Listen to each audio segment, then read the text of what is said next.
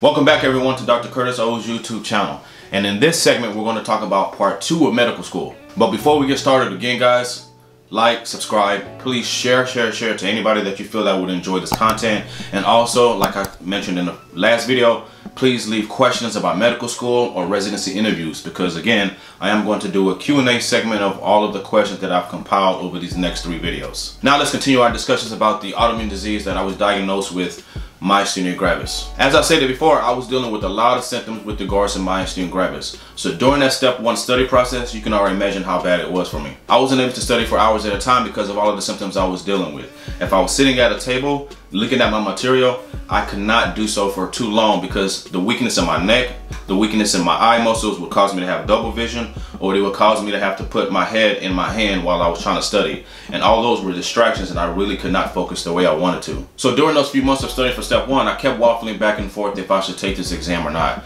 And you know me, I'm very stubborn, I'm very stuck in my ways. So I was very anal about wanting to take this exam when I already had it scheduled. I did not want to have to push it back, which put me at risk of not graduating with the rest of my class. So I said, forget it. I'm just going to study, and try to take that 8-hour exam, and whatever happens, happens. So those 4 or 5 months when I was studying for my step 1 were so grueling, because again, at that point in time, I was not significantly better after my surgery, although I did see improvement. So while I was back home with my parents studying for step 1, all I did was sit in my room 99% of the time. Just study. But I can only do those in like 30-minute increments, and then I would have to relax for a little bit, whether it was lay on the bed, whether it was sit on the couch, whatever it was, to take the pressure off of my neck, my eye muscles, and anything that was affected because of myasthenia gravis. So obviously when test time came, I was extremely nervous because I knew at that point in time I was gonna have to sit for an 8-hour exam, which was time. I wasn't gonna be able to do what I was doing at home with my studying, where I was studying in 30-minute increments. So you can imagine, the initial part of the exam I was okay because it was still earlier in the day. But as the exam kept going on and on, the weakness in my neck and the eye muscles would get worse and worse. So you can imagine, while I was trying to focus on my exam, I was dealing with all these symptoms. So it made it extremely tough to make sure that I got through all the information that was needed so that I could answer the questions properly. By the time that 8-hour exam was done, I was done. I was done. I mean, to the point where I felt like I couldn't even lift my head because I was so tired, I was so fatigued that after the exam, I went and sat in my car and I just sat there for approximately an hour and a half before I even decided to go home. So on the ride home and the days after that and the weeks after that, I kept thinking to myself, did I make the right decision? Should I have sat for that original date, or should I have pushed it back? Because with all the symptoms I was dealing with, I knew that it was going to affect my grade because I couldn't focus like the way I wanted to focus. And you know, when you take exams, you could have 50 questions straight that you knew you did really well on, you knew you got those right. But those 2 following questions that you knew you got wrong, you automatically think you failed the exam. And I'm sure everybody has had that feeling at some point. And that's how I felt. So as it got closer to when the exam scores were going to come out, I started to regret my decision on me sitting for that exam on the initial date and not pushing it back. Because I wasn't sure which specialty I was going to go in, I wasn't sure which field I was going to go into. And so for me being a Caribbean medical student, I knew I needed high scores. I could not fail that exam, and I could not barely pass it because I wanted to make sure that my portfolio, my resume, looked really good compared to my competitors. Before the scores came back, and even before I started taking the exam, in my head I was like, okay, I need a 230 on this exam or higher. Obviously I want the highest score I could possibly get, but for me to be happy, I wanted that 230. But after the exam and the way I was regretting my decision, I was like, okay, I probably didn't get to 230 because I felt like I didn't do as well as I wanted to on that exam. So in my head I was like, okay, give me a 200 or higher, but what I really want, I would be content with a 220 or higher. That way I'm at least sitting okay going into clinical rotations and then taking step 2. So when the scores came back, I was extremely happy. I was thanking God because I got a 221 on my exam. Obviously I wanted higher, but 221, I was fine with it. I don't remember the percentile, but I was definitely okay with it. But even then when I was moving forward, I was like, okay, what if I didn't have these symptoms? What if I had pushed my exam scores back? How high could my scores have been? And so that was something that kept playing in my head, that what if? But I knew that I couldn't do all of that long enough. I knew that I had to now focus on clinical rotations. So now to start clinical rotations. Right before I started clinical rotations, again, I did not know which field I was going to go into. I went into clinical rotations with an open mind. I was just going to absorb as much information as I could and then try to figure out exactly which field I was going to like the most. So after I got my scores back for step 1, I went ahead and started clinical rotations. And guess where I chose? You guessed it, Miami. What better city is there to be in while you're doing the clinical rotations? It was just an opportunity that I could not pass up on. The last 2 times when I was in Miami, I couldn't enjoy Miami like the way I wanted to. So now step 1 was out of the way. I was going to focus on clinical rotations. I wanted to make sure that I enjoyed Miami life before I left there for good. So during that time, I was thankful because most of my symptoms had already resolved. I was still dealing with lingering effects such as muscle fatigue of my neck, eye muscle, so sometimes I would see double. But overall, I was much better than I was prior to surgery or even right after surgery. So I was like, okay, I'm gonna enjoy myself now. I'm gonna make sure that I do what I need to do in clinicals, but I'm definitely gonna enjoy this Miami life. I had to. So while I was in Miami, I did my internal medicine rotation there, I did my psych rotation there, I did my family rotation there, and I did my OB-GYN rotation there. So entering clinical rotations, I knew that the second half of medical school was gonna be better than the first half. Even though I still did pretty well in the first half, I knew that second half was going to be better because for me, I'm a visual learner. I was able to take what I was studying in books and now apply it to actual people, actual patients. Of all the clinical rotations that I did in Miami, internal medicine was by far the hardest. And that's what I actually wanted, because internal medicine, once you get into that, the doors for opportunities of different specialties is so wide range. So those 12 weeks of internal medicine was tough. It was just studying, going to the hospital, studying, going to the hospital. And I was okay with that because I knew this was gonna be a very big bulk of the exam that I was gonna have to take for step 2. So I finished my family medicine rotation, I finished my psych, I finished my OB-GYN, and I finished my internal medicine. I did all of those in Miami. And while I was obviously going through this clinical rotation, I was actually studying for step 2, for which I did take when I was in Miami. Obviously, with how my schedule played out, I did not have surgery before I took step 2.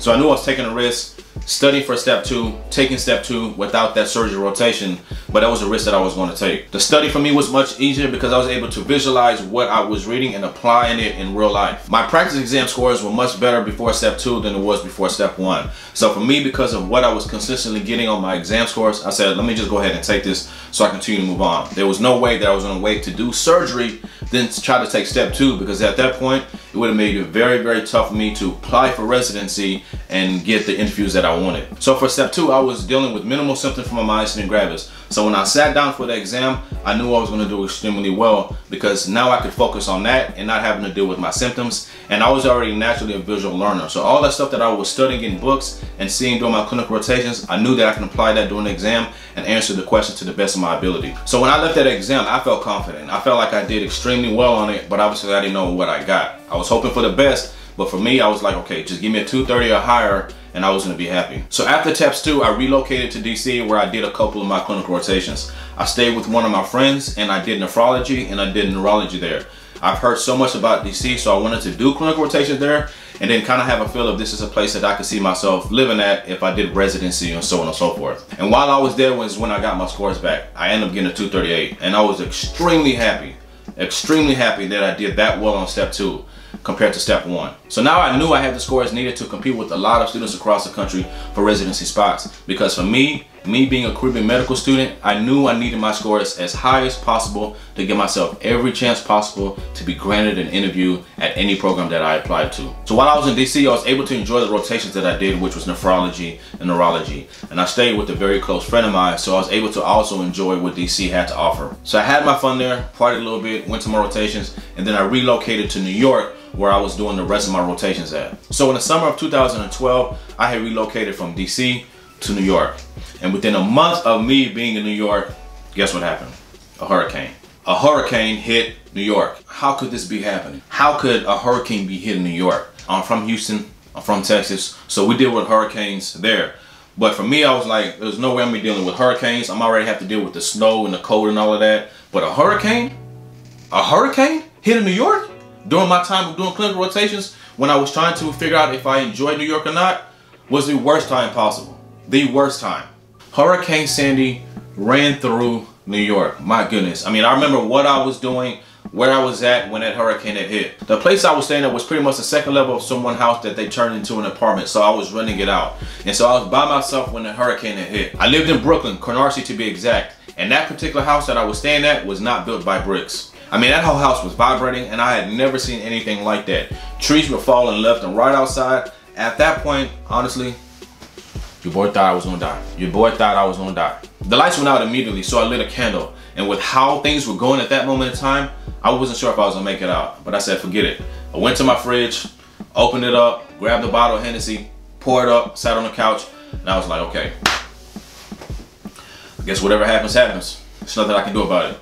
Well, fortunately, I made it out without any injuries or damages to my property. But during that time when I was in New York, when it was already going into winter, was tough, was horrible, was torture. I hated it, I hated it, I hated it. I couldn't enjoy what New York had to offer. I couldn't go to Manhattan. I couldn't do this, I couldn't do that. I mean, there was no electricity for many locations of New York. It was getting extremely cold to the point where my face was burning each and every day. And you know what type of cold I'm talking about. I had to plow snow every day to get my car out. I had to move my car from one side of the street to the other, and if I didn't, I would get a ticket. And I don't even know how many tickets I got from doing that. I mean, it was just terrible. Terrible, terrible, terrible. I hated it. I hated it. I said, like, I'm not coming back to the sea. Forget y'all. Sorry guys, I kind of lost my temper on that one. Kind of went off on a tangent, but that's just how I felt, man. I did my pediatrics rotation in New York. I did my general surgery. I did emergency medicine. I did PM&R. I did anesthesiology. I did a lot of electives that I thought I would have interest with regards to residency. So when I was in New York, this was the time when I started to apply for residency programs. And at that time, I had an idea of what I wanted to do, but I wasn't entirely sure. So I knew I needed time to just sit there and just think about the fields that I want to do and the fields that did not. For pediatrics, anybody that knows me really well knows that I love kids. I mean, I love kids. So I strongly considered pediatrics, but I knew that I couldn't do it because I wore my heart on my sleeve too much. I knew that any kids that I was probably going to treat that did not make it was going to affect me each and every day. So I stayed away from that field. For OB-GYN, for me, I couldn't do it. I could not look at female reproductive parts day in and day out. That was just not a field that I was going to enjoy. So that was quickly off my list as well. General surgery, or any surgery for that matter, was quickly off my list because for me, I wasn't a big fan of being in the OR, and I hated being on my feet for hours at a time. Now with regards to psychiatry, psychiatry is a great field, but for me, I've never been a big fan of psychiatry. I knew that I could not do that long term. So for me, because I really never had interest in it, I knew that I could easily remove that from my list. With regards to family medicine, I enjoy some aspects of it, but for me, I couldn't do outpatient medicine. I could not go to a clinic each and every day. That just was not me. Now I know with family medicine, there's different avenues that you can take after you complete the program, but I just couldn't do it. And so that's what left me with internal medicine, which is the program that I applied to for residency. With internal medicine, there's inpatient, there's outpatient, there's a combination of both. There's so many fellowships that you can get into, like cardiology or GI. Obviously with family medicine, you can get into fellowships and all those things as well. But the thing that separated family medicine and internal medicine for me was also not having to see kids. Because again, I did not want to see kids, I just wanted to focus on adults. So I applied for internal medicine, and it felt like I applied to every program across the country, even though I did not. Fortunately, I was able to match into a residency program the first time around, and then later on I graduated from Ross in Miami. So I applied for internal medicine initially because I wanted to do sports medicine. I knew I didn't want to be in the OR doing surgeries, but I knew that I wanted to be around athletes. I knew that I wanted to be around sports. That is what I love to do. And so I chose IM to go that route instead of family, which you can also do that as well, but that was my decision. So when I applied for internal medicine, it felt like I applied all over the country, even though I did not.